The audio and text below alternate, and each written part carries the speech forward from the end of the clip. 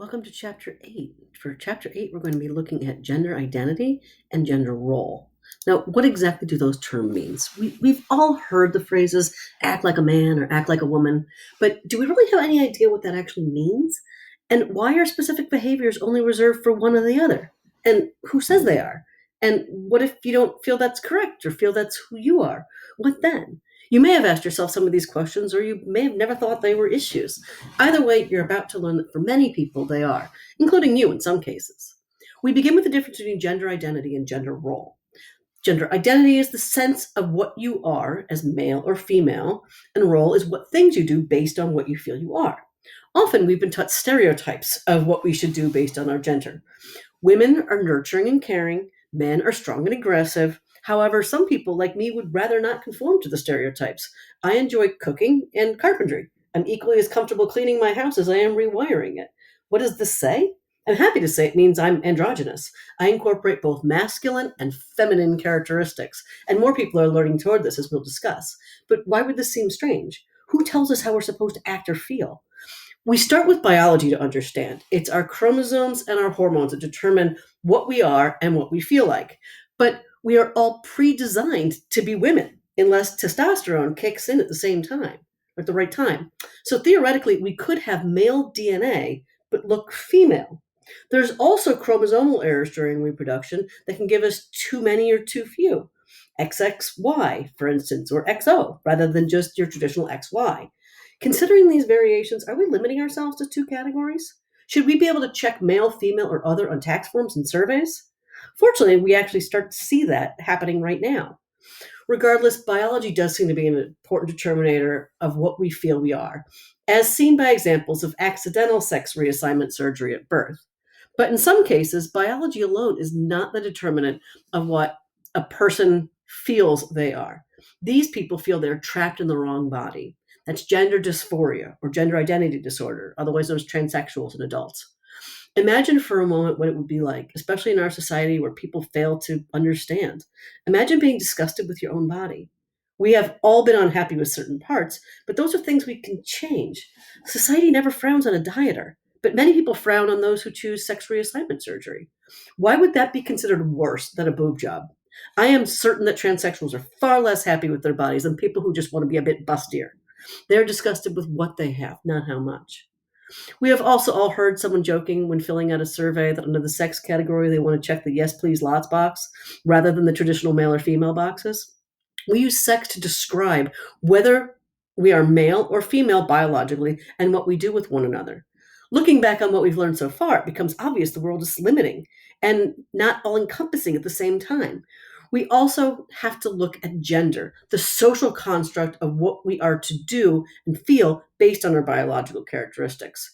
We've also learned that sex and gender do not always match each other. But how do we learn what we are supposed to do and feel? There are many different theories on how we develop our gender identity and gender role identity. I personally have problems with Freudian theory, as do many others. The only time I have penis envy is when I need to pee in the woods. But he did start people thinking about what makes us the way we are. Others believe we are conditioned by our parents and society to understand our roles and by limiting others of our own gender. We may simply be constantly seeking understanding of our society to understand our roles by imitating others. And therefore, we learn by observing others.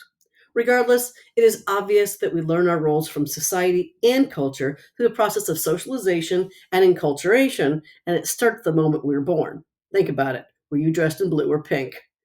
We are taught to follow these stereotypes from that point on, first by our parents and then by society as a whole. Just think about it. I know my brother's jobs in the house were taking out the garbage and mowing the lawn. My sister and I washed dishes and cleaned. Even when we played, we were taught we should play with dolls. Dolls for girls, trucks for boys. We also tend to be harsher with boys if they play with the wrong toy. And sorry, men, you tend to be harsher about this than women. But this is not always true, I want to add.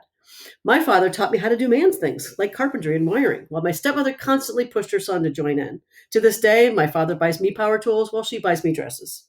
We are fortunately moving away from this behavior as taboo. While previously my brother might have been considered a sissy for loving children, and I might have been considered a tomboy, we are now at an age where he can be considered a good father, and I am a self-sufficient woman.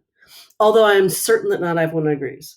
We are seeing a shift toward androgyny as a result of later marriages, More women in the workforce, more single parent households. And don't forget that all encompassing, omnipresent force of the media.